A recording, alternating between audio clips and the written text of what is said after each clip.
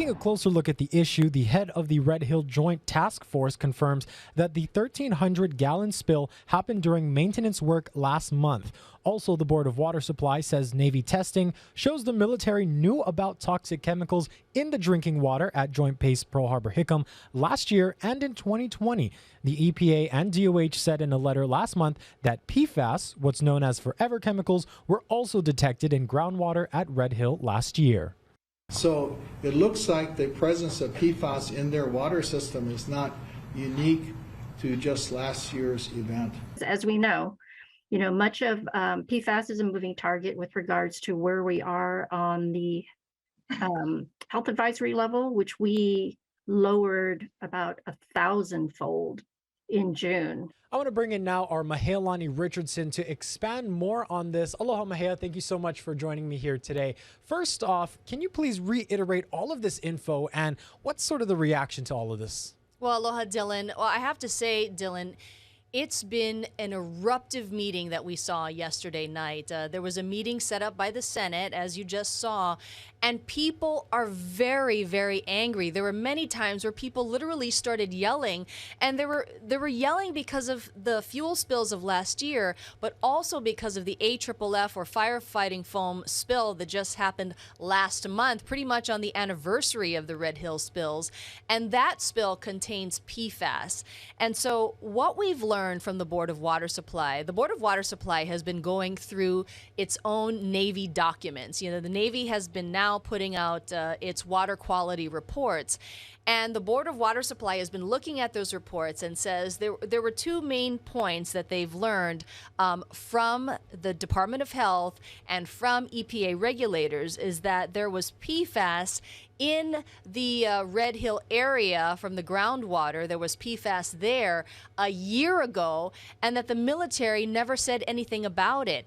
Also, there was PFAS detected in very low levels in drinking water at Joint Base Pearl Harbor-Hickam, that's the Pearl Harbor base, in 2021 and 2020. And people, Dylan, are very, very upset, from the regulators to the Board of Water Supply and people who care about their water, that why is the public only finding out about this now? That does lead me to my next question of how concerning is it that this, as you mentioned, has happened almost 2 years ago, and we're only learning about this now. How concerning is that for people? Well, people are very, very concerned. I mean, there's been a new lawsuit that has been filed just this morning.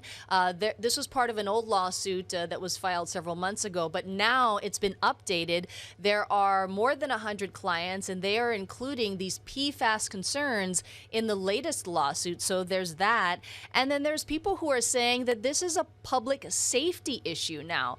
It's still unclear in terms of how dangerous it really is, because some of the regulators, like the Department of Health and the EPA, have said that they've actually lowered the action levels in June, meaning that the action levels are much more stringent on PFAS. And then there's basically it was hard to understand, I have to admit.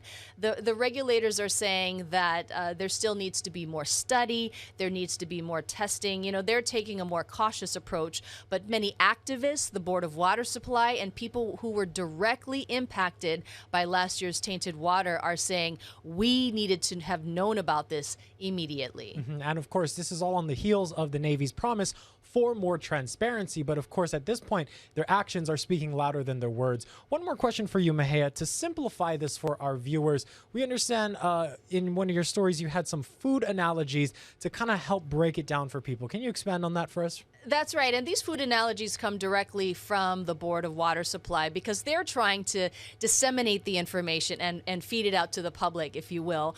And so one of the analogies about PFAS, which is a forever chemical, researchers have linked it to increased risk of cancer and other diseases, is milk. And if you get a glass of milk, as you see in the video, you throw it on the soil, if that's PFAS, you can see it disseminate or disperse very quickly.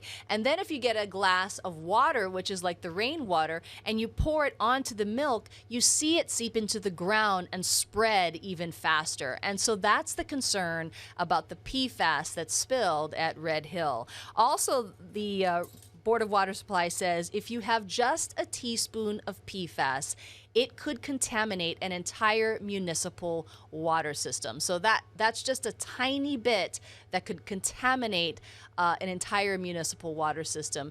And then the final analogy, they're talking about the fuel spills from last year. You know, Erwin Kawata, who's the program manager at the Board of Water Supply, has said he's very concerned that the fuel could be sticking to the pipelines that go from the Red Hill water shaft down to the Navy's water system at Pearl Harbor.